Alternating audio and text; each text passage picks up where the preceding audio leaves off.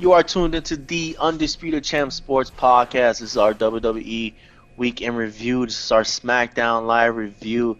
I am your host, the man of the hour, Carmine. I'm joined by my esteemed colleagues.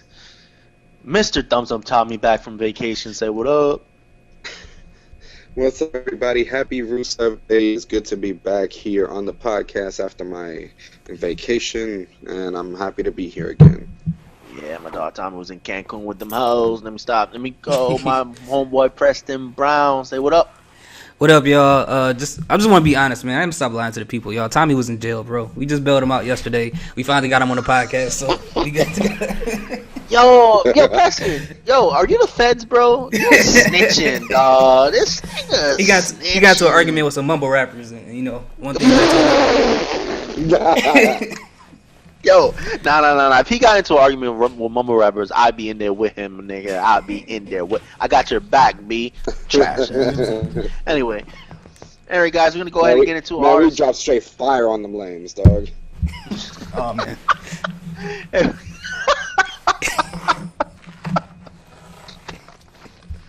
Anyway, all right, guys, we're gonna go ahead and get into our SmackDown Live review. Now, to start off the show, we had the opening segment with the New Day. Here's a New Day promo about everything that happened last week with the whole thing with the Big Show, and then we had the match with Kofi versus the Big Show. Match was what it was. There was interference afterwards with Sheamus and Cesaro laying the New Day out, and it's funny. Whatever way I take out of this, what I took from this wasn't everything that happened in the ring. Whatever was. Corey Graves and Byron Saxton. Corey Graves is hilarious because he called Byron Saxton out on his shit and he shut him up because he kept saying, "You're okay. What are you talking about, Saxton? You're okay with the New Day coming out with 3 people and the bar having just 2, but now they're even in the odds. What do you have to say about that?" And it's like, yo, he called them out, like, bro. Yeah, you're funny. Okay with the good guys being 3-on-2, but once the bad guys even the odds, you're like, oh, the Bar and the Big Show are despicable and da-da-da. Like, nigga, shut up. What the fuck are you talking about? Well, anyway, what you guys thought about this segment? Go ahead, Tommy. Agreed. That was the highlight of the segment because, let's face it, I mean, I respect the Big Show. He's a steady hand. He's a safe worker and all that good stuff, but let's face it, who is really surprised about Big Show flip-flopping? Yeah, no. Yo, Big. Yeah, he broke the fourth wall on that one. He flip-flop more than a flapjack.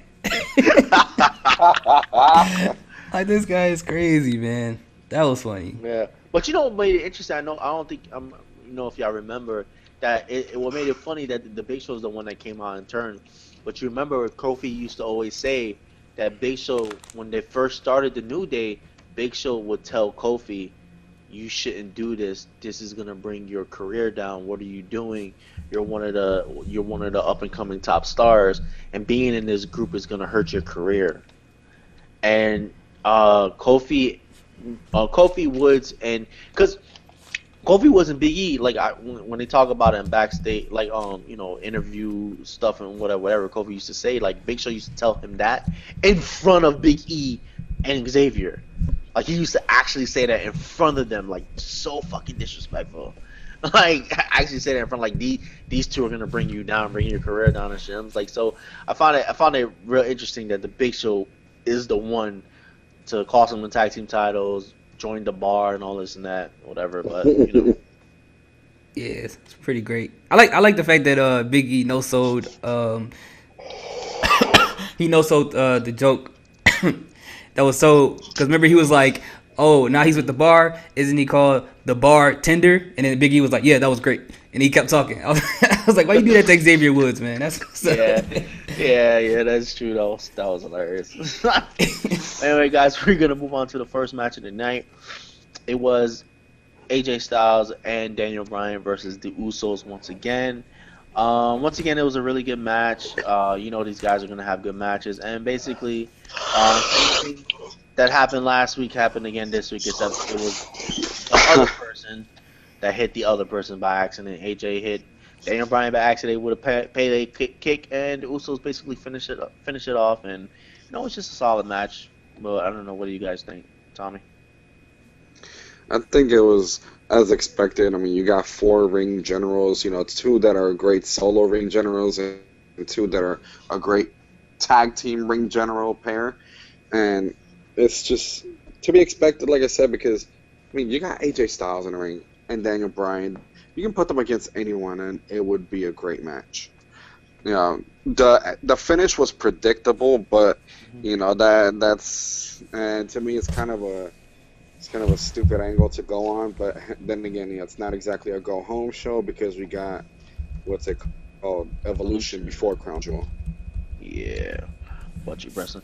I thought it was a pretty good match. We got exactly like Tommy said. We got exactly what we expected out of it. But one thing I would say is, like, I know we got the World Cup theme for the greatest in the world. I do feel kind of weird that we're having that without DB and AJ Styles in it, but I get why.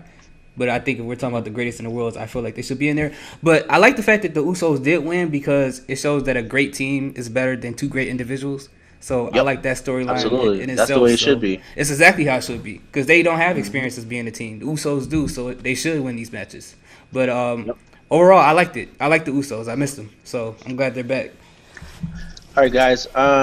Basically, what I'm gonna say is there's a next segment, and I think you guys know what I'm talking about. Mm-hmm. It involves two women. I'm gonna skip that right now.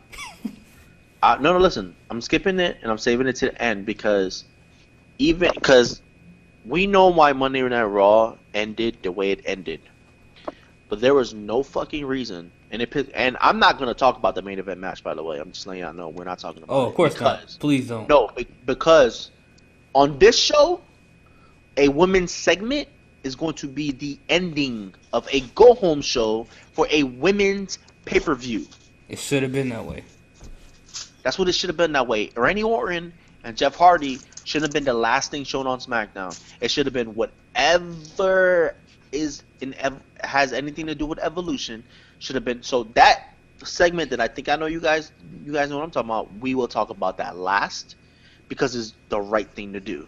And it's weird because they advertised Evolution all through the show and then did this. That's what I'm saying. It's women's pay-per-view, and the last thing that we're going to talk about involves the SmackDown Women's Championship. So what I'm gonna do now is I'm also gonna skip another segment, talk about it after this. But we could just talk briefly about this whole. There was a segment promoting the Women's Battle Royal where you had all the females come out. The highlight of this segment to me was basically Carmella. Oh my god, bro, Carmella's just looking so extra sexy. But also she came out, was like, listen, don't nobody want to hear what everybody has to say. All everybody wants is a dance break. And they went into the dance break, and that was awesome because I love the fucking dance break. But that was awesome. But anyway, I mean, this is your basic segment promoting that Women's Battle Royal, which it pisses me off because once again, they escape. Why are you doing all of these female tag team matches if you're not going to have a women's tag team division and tag team championship match at your women's pay-per-view? Because all the other women are in this fucking battle royal, so there's not going to be a women's tag team match for tag team titles. Mm-hmm. Yeah. And that's disappointing, bro. That is so disappointing. That's a perfect time to do it. I was really hoping. Like, what was the point of doing this whole Asuka and Naomi versus the Iconics feud? What was that? What was the point of that? To waste time. What was the point of the Riot Squad feuding with this person and that person and this? That was pointless. If it's not gonna end in a title shot. The only way that'll pay off, and even then it still wouldn't make too much. It would make sense, but it wouldn't be good enough to me. Is if Naomi and what's her name? Naomi and Asuka are the last 2 in the ring at the Battle Royal, and they got to figure out who's gonna win that. Otherwise, it's just like Iconics are in the Battle Royal too. They're all in there, bro. All the females that you would think would be in the tag team division, whatever, they're all in the Battle Royal, bro. No, I mean, if they want to start some friction between those two and then give us a new contender for the Women's Championship on SmackDown. Well, yeah, I mean, I guess I see what you're saying, but at the same time, bro, like I'm not saying Oscar needs to be involved in the tag team division or anything. I'm just saying They like, need something. come on, bro, We like need the something tag because team division. they just like Yeah, wasted our time doing all this extra stuff with tag divisions and stuff like that. If you're not gonna make belts for it, it's so easy. I yeah, get what you mean. yeah. Anyway, Tommy, what you think? I mean, yeah, it just annoys me because everything you guys said. Plus, it's just a waste of space. Like, the only thing I liked was the brawl, really, because it was just to take up space, and there's not much to say about this. Just, come on, man. Like, it just, to me, the whole thing, especially with how they ended the show, which, yeah, we're going to talk about that and flip it to the right way that they should have ended the show. But the way that they actually ended SmackDown and this, it just makes me think of how little WWE actually cares about this historic event that as they've been calling it.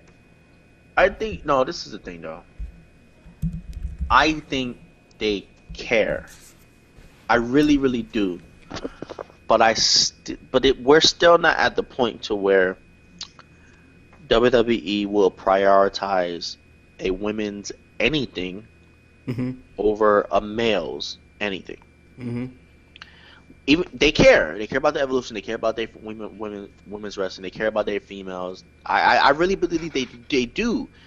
But we're not at the point yet Yeah. where WWE will put anything female over anything male.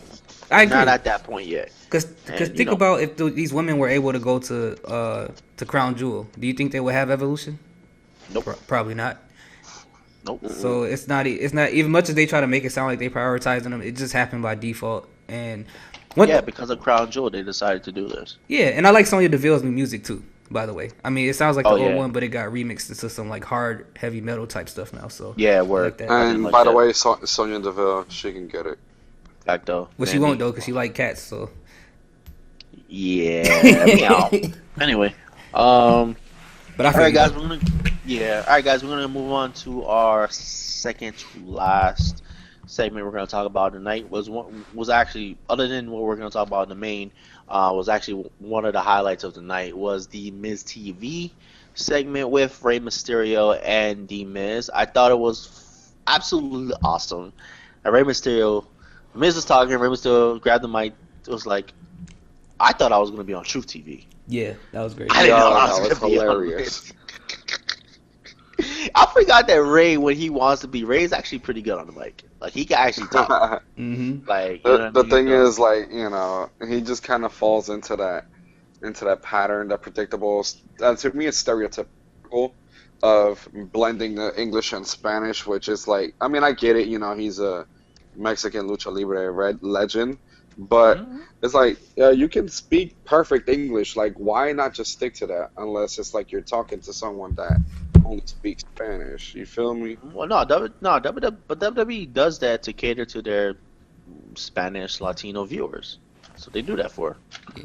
Whether they're in the crowd or they're watching at home. That's why they do that. I mean, that's not, it's what it is. What it is. But anyway, yeah, go ahead. Agreed. Ray, when he wants to, can cut a good promo. And I love how, the insult of Truth TV, of him being on Truth TV led to a match. Word. Now, that match, I thought it was really good. Mhm. That was a really good match between Miz and Ray. They actually seem like, they've wrestled before and they still know how to wrestle together. Like, it was really good. It flowed well. And I liked the match. It was pretty good. What do you think, Preston? Yeah, I thought it was a pretty good match. I have no complaints there. I like Rey Mysterio. I like the Miz. I like that one move that Rey Mysterio did off the ropes where he just stood still and kind of just fell down flat on top of the Miz. Mhm. So it feels like the That's Miz. after the 619, right? Yeah, that was no, that was before because he was going to do the 619, but the Miz rolled out. Oh, you talking about in the actual match? okay. In the actual match, yeah, it was Yeah. before the 619. But I like the fact that what I'm seeing from Ray is he's doing like the whole Cesaro thing, adding a new move, and every time he's in the ring, he's doing something different. So I like that. That's very impressive. Did you guys Yep, see the mixed tag match with the Miz and Asuka? Mixed match Oh, challenge? No, I haven't oh, seen it yet. when Oscar and Naomi was acting all like Yeah, defensive shit, that and did was their funny. little, that was hilarious, That bro. was funny. That The was Miz that was. face, man. The man was like, "What are you doing? What are you doing? We're in a match." Come here. What are you doing? Yeah, You don't hug. You're yeah, supposed to fight her. yeah. That was really funny. Yeah, the mixed match challenges are awesome, man. They're amazing, They're bro. really awesome. Anyway, guys, we're gonna get to our main hour in this podcast, in Yeah. this Undisputed Champs program. Our main event segment of the evening. It is a segment with Becky Lynch and Charlotte. Now, guys, I'm basically gonna go quote for quote because this was awesome. Mhm. And we had Charlotte came out. She was in the performance center with all the NXT women, getting them advice, telling them this and telling them that. It's what you should do. Blah blah blah. And then we had the champ come out, and she told Charlotte basically, "Who invited you here? Who wants you here? You're not the champ." And telling the NXT women that if you want real advice, you should get real advice from the champ. Don't make friends with anyone. Don't make friends with anyone that will stab you in the back. Strike them first. Stab them in the back first. And then she said, watch Evolution. Watch what I do. Watch what I do to Charlotte, and study and train and watch what I do to someone with privilege and self-righteousness. And Becky was just going off. It was funny because if you watch Shayna Baszler, she was just looking at Becky and laughing. She was. like, yeah, I'll listen to her. Like, Mhm. this is who I want to listen to. And it was awesome. And I thought that was awesome that Shayna Baszler was watching that and listening. I would love it when Shayna Baszler comes to the main roster. She do the exact same thing to Ronda Rousey. Yeah. You imagine it? Exact same thing to Ronda Rousey. But anyway, and then everything that Becky said led to a great brawl. I just like, even though it was at the Performance Center, whatever you can say, whatever. But I like that they brought this out of they try to make it look as real life as they can. And it was just an awesome segment. And I like the fact that Charlotte was just screaming at, "Who are you? Who are you? Like, I don't know you anymore. Who are you?" But anyway, this whole thing was a fantastic segment. But anyway, guys, what do you think, Preston? I thought it was a really great segment. At first, I wasn't for it when I first heard they were going to show it because I was like, oh, they should have kept it like a little TMZ thing where we don't really get to see it. We just hear about it. But to actually see what happened, it was great because you pretty much disrespected Charlotte's leadership amongst the people she was trying to teach. And that's basically what she did. And she's coming in there with the chip on her shoulder, which she should have because she has the belt. She's not getting any photos. She's not getting anyone under her to train. She's not getting any of the championship treatment, but she actually has the belt. But Charlotte doesn't have it and still getting all the good treatment that she shouldn't be getting. So I get where Becky's coming from, and the whole feud and everything sounds really organic. So I liked it. Mm-hmm. What about you, Tommy? I liked it. My only gripe about it was two things. One, Charlotte's terrible pre-recorded promo after they showed the footage, and two, Oh yeah, that was the bad. fact that Yeah, I don't like was that. there was no interaction with the crowd there at all between these women.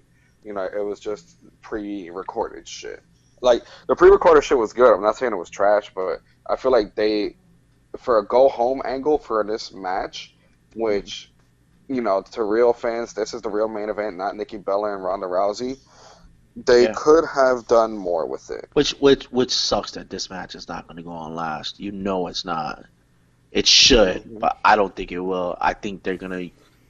That Nikki Bella and Ronda Rousey match, I think is going to go in last, which is ridiculous. Yeah, Tommy, you actually you have a really good point, man. Like I didn't think about that because this is pre-recorded stuff that happened weeks ago. This is not something that happened this week.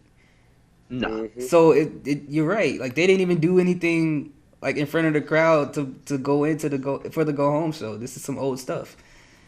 Kind of lazy.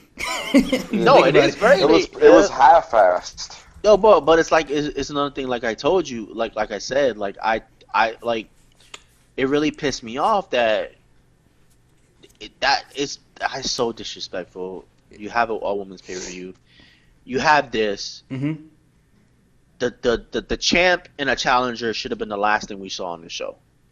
100%. And it wasn't. And I'm not talking about that footage we just saw. They should have saw that. They should have showed that footage, but they should have been there at SmackDown. Becky should have had them play it on the Titron. She should have been in the ring and Yeah, say, "Show what I did she last should have week." came out. Yeah. Something like that. Mm-hmm. Something like that. Or you could have something after they showed it. Charlotte's music hits. Charlotte is running to the ring to confront Becky, and security stops her.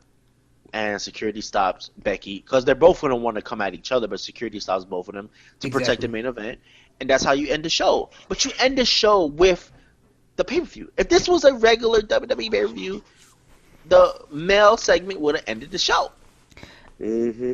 And they ended it with a match we saw already 4 or 5 times, which shouldn't even be happening anymore, in my personal opinion. And then they did it again with the personal feud, like they did with AJ and Joe, which I did love. They ended it with a video instead of ending it with them actually being in the ring together, which was weird.